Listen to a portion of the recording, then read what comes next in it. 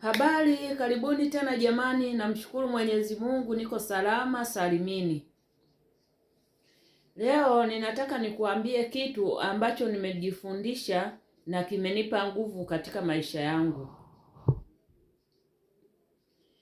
Jambo la kwanza ninalotaka kulizungumzia leo ni pale mtu anapotaka kuwa wazi, yaani mtu anayeishi na VVU anataka kuwa wazi kwa jamii, na anapotaka kuwa wazi sio lazima kwamba anakuja YouTube kujitangaza kwamba yuko wazi au anaingia kwenye mitandao na kujitangaza. Hapana.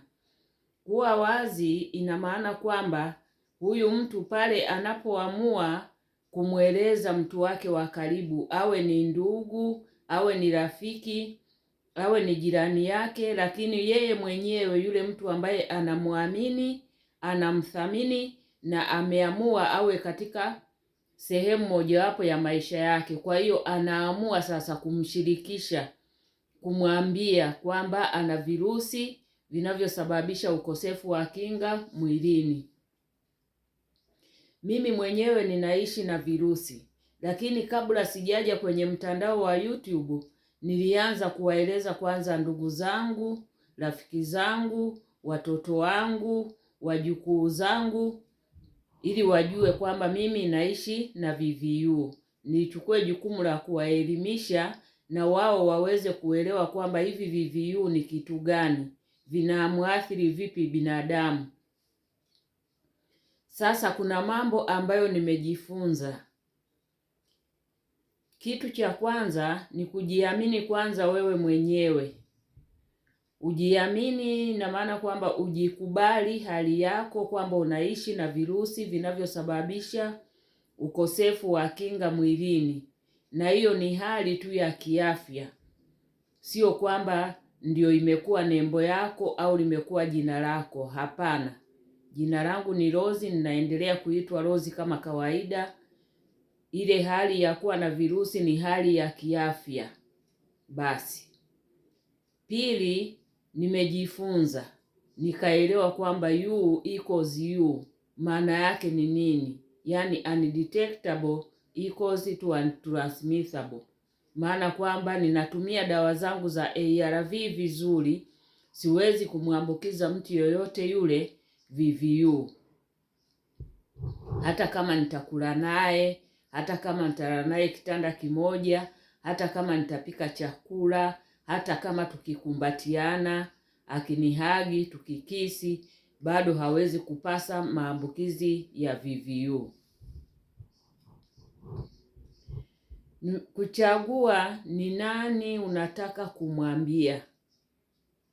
Unapotaka kumwambia mtu lazima uchague. Huyo mtu unayetaka kumwambia ni mtu wa aina gani? Na ujiulize ni kwa nini unataka kumwambia. Pengine unahitaji msaada wa kukumbushwa kumeza dawa.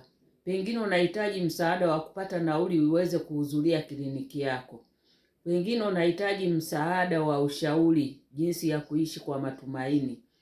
Kwa hiyo kuna vitu vingi ambavyo mtu vinamfanya awe wazi kwa mtu. Kwa hiyo mtu akija kwako na akakueleza kwamba anaishi na maambukizi ya VVU, usimpuuze, usimdharau, usimfanyie dhihaka, usimbeze.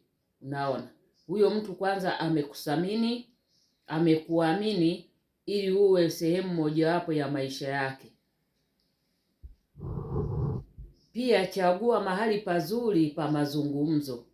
Unapotaka kuwa wazi na yule mtu unayetaka kumwambia, usimpelekee message ya kumtext kwenye simu. Kutana naye ana kwa ana. Kwa hiyo lazima uchague sehemu ambayo unayotaka kwenda kuzungumzia. Sehemu nzuri, sehemu yenye faragha, sehemu ambayo unaona kwamba ina usalama, ikitegemea na mtu unayetaka kwenda kumwambia.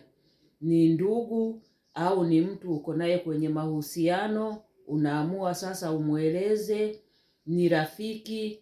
Kwa hiyo angalia kwamba uko kwenye sehemu salama. Alafu chagua wakati sahihi.